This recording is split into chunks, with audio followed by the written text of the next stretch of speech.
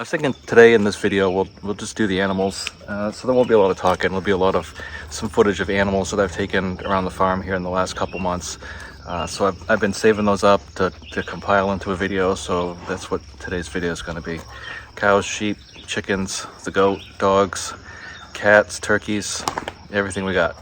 So stick around and enjoy the video.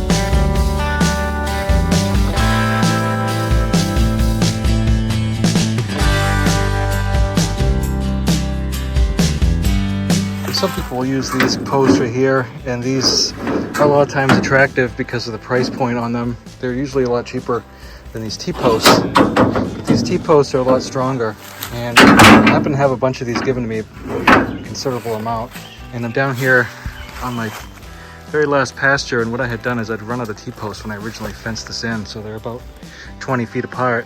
So what I've done is gone ahead and put these in the middle just to fill in the gap. Now, one of the problems is the standard clips you use, which are these right here that I showed you that you wrap around with. Those don't fit on these. So what I ended up getting, there's some different things you can do. You can take one of those clips I just showed you, you can stretch it out, run it through here, twist it together. That works. But what I've got here is, these are stainless steel tie wraps. So these won't rust, and they just lock right here. The little button goes on the top, so that's how you know that it'll come out the top, otherwise it'll come out the bottom, and it's kind of difficult to tighten it up at that point. But anyway, these are here. They work pretty good for fowl, small animals, maybe some sheep even, but not going to really do much in terms of cows. They'll just bend this right over. So it's okay to fill in holes with if that's all you got, but I don't recommend them at all. I usually recommend these T-posts because actually all the fencing hardware they designed is to go on these and not these. I don't know if you've ever used your sprayer and then it didn't work, and so what happens is your pump just runs and then nothing happens. I had to pull the little inlet out of here out and then take the garden hose and force the water into this inlet until the pump stopped running. And there's really no way to do it without getting soaked unless you're really good, but you can see I got pressure again now on the valve. So anyway, that's kind of a pain in the butt. But if you got a sprayer and it won't, for some reason it won't prime, you might have to force prime it, which You know, like I said, you're gonna get wet.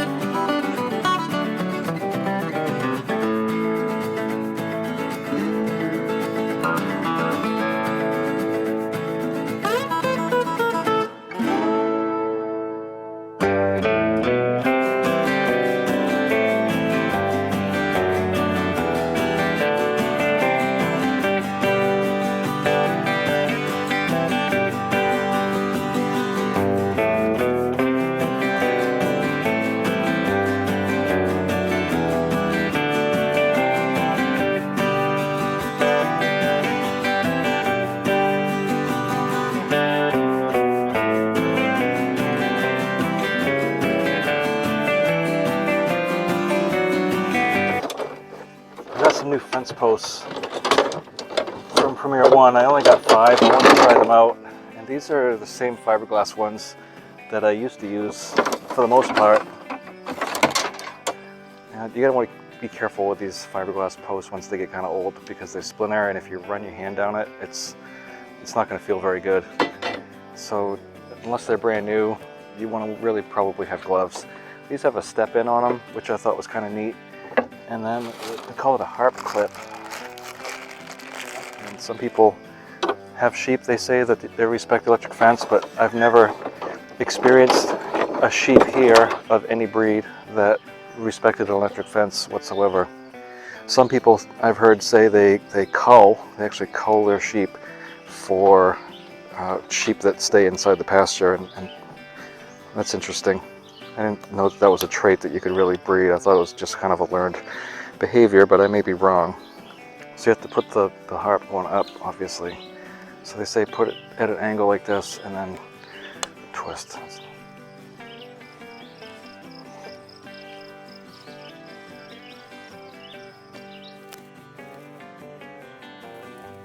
So I'll take the end of this, and I like these rolls, these reels right here, and I do believe a lot of the different vendors will sell these. This is a straight light. So what this does, it cranks, it's got a latch on it to hold it in place, and I have some little jumpers here to connect the other end. So this is an insulated attachment area there, so we'll take this, we'll just peel this. I found that Gallagher makes pretty good stuff, and this is my favorite fence tester that I've acquired so far. And let's see, we're hitting at 4,100 kilovolts, so 4,000 volts. I'll take it. I like this True Fuel just because, well, for one thing, it's convenient, and also because it doesn't have ethanol in it, and it seems to last a long time.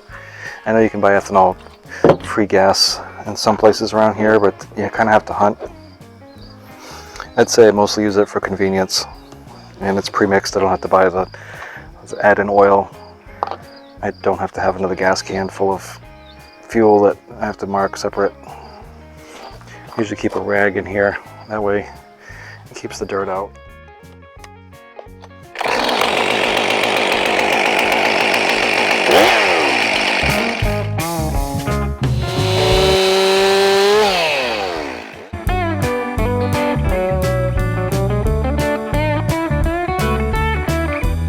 Start to see a loose chain, you always want to address it as soon as you can. There's a couple things that can go wrong. I mean, it can fall off the bar, obviously, but it's more than that. If the chain comes off, there's a chance it'll come back and get you. Chance. There's also a good chance that it's gonna bung up somehow and screw the links up. And more importantly, there's a chance that the inside of this, right here, it runs inside the bar, will get a burr in it, and then it won't work right anymore. So you'll have to file it anyway. So these come with a little screwdriver, and I'm pretty sure it's up in the garage somewhere, but the Swiss Army knife works. So what you have to do in order to tighten this up, you can't just use the screw. I gotta loosen this up a little bit. Yeah, you just have to loosen it just a little bit. And the way this works is a tension in there with a little threaded rod, so when you turn the screw, it pushes the rod one way or the other, and then there's a knob on that piece of threaded rod that goes through here, so turning this one way or the other will move the bar whichever way. And generally righty-tighty means tighten up the bar, generally. You don't want it too tight, because then you're putting too much friction and stress on your drive clutch and the end of your bar. So it just needs to be, you know, snug, so it doesn't look like it's going to come off the bar. I think steel has a new system where you can't lose the nuts, but this is an older saw, but I really like it. There's a file gauge. Some people can free file it, meaning they don't even use the set here, and it's a little difficult because you tend to want to go like this, and this has little lines on it, so you know pretty much where you need to be. So all you want to do is put the edge back on these, because they get kind of dull and they get serrated a little bit, so it makes it dull, and all you're doing is smoothing it off again so it cuts better. And then once I've done that, I'll take the flat file, and you got these are called rakers right here. So what this does is this cuts, and then this pulls the sawdust out. And so when you're going down like this, the chain's going this way, so it throws the sawdust out here. But when you're coming up underneath, like I do when there's a branch down and I want to make sure I cut it from the bottom, what's happening is it wants to push out. So when you're setting it on, it wants to pull the saw into the log, but when you come up from underneath, it wants to throw the saw back out. So I always stand to the side, and so in theory, if it hits an object here, it could kick, and this breaker here is supposed to trip.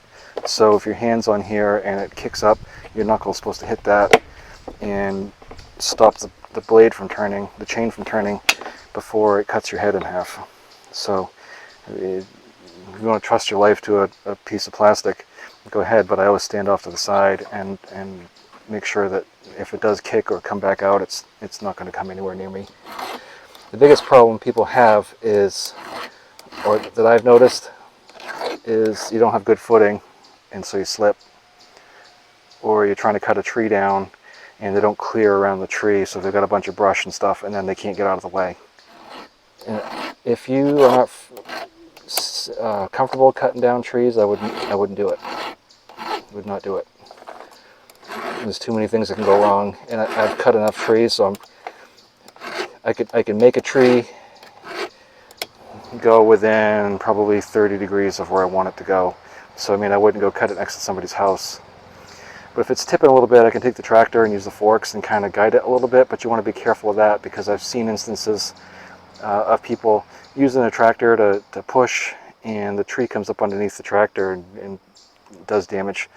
So it's all a little a game. I do it a long time ago.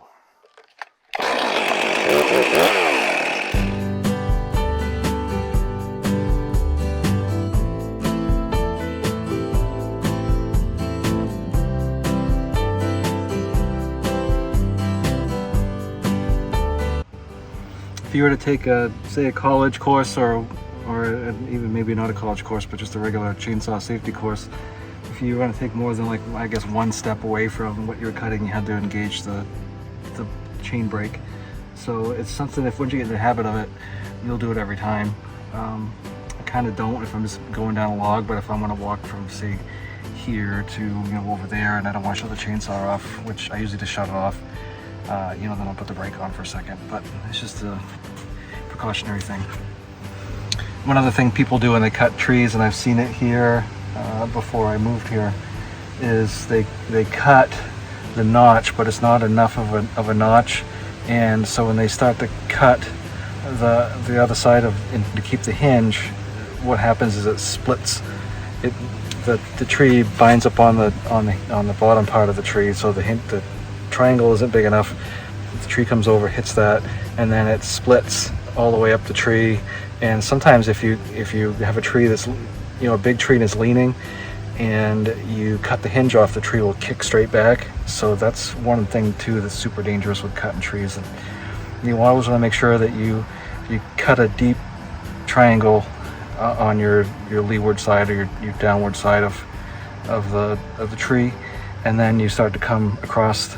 And I usually try to go pretty high on it, but then you get to where the tree just starts to go, and you cut just a little bit more, and then you get the heck out of there, and it usually will fall right over, and the hinge won't break until the tree's all the way over. But you don't want the hinge you don't want to cut the hinge off, because then you've lost all control of your tree. So just something else people do that is kind of scary. Thanks for watching, and I hope you guys have a great day.